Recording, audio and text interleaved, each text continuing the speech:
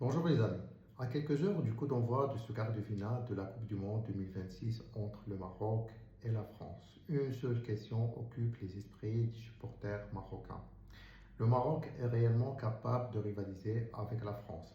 Dispose-t-il des arguments solides, les armes nécessaires pour la battre et décrocher une qualification historique pour les demi-finales?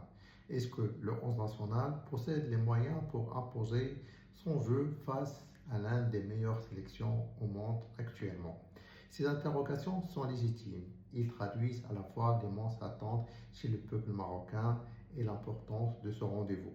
Chacun de son côté cherche des réponses rassurantes, des éléments concrets pour aborder ce match avec beaucoup de confiance plutôt qu'avec appréhension.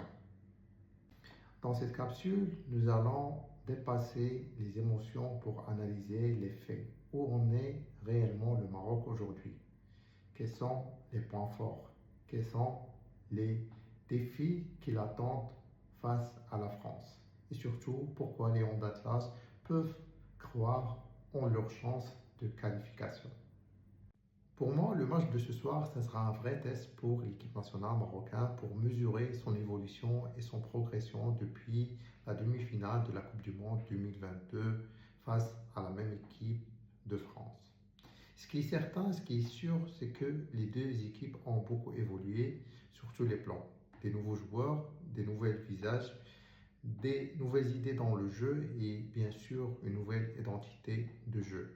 L'équipe de France reste une équipe très forte avec énormément de qualités individuelles et avec un nouveau esprit très offensif. C'est une équipe qui cherche à imposer son jeu davantage, chose auparavant il ne possède pas ou il ne cherche pas à le faire dans le match. Le Maroc, de son côté, il a beaucoup progressé. En 2022, son point fort était le bloc défensif très solide, les attaques rapides. Aujourd'hui, son projet de jeu possède énormément de solutions sur le plan offensif et défensif.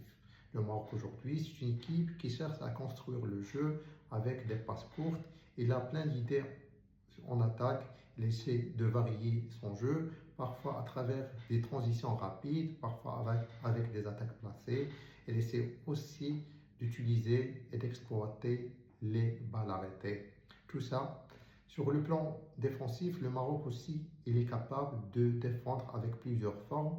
Il est capable d'exercer un pressing très agressif sur le porteur du ballon.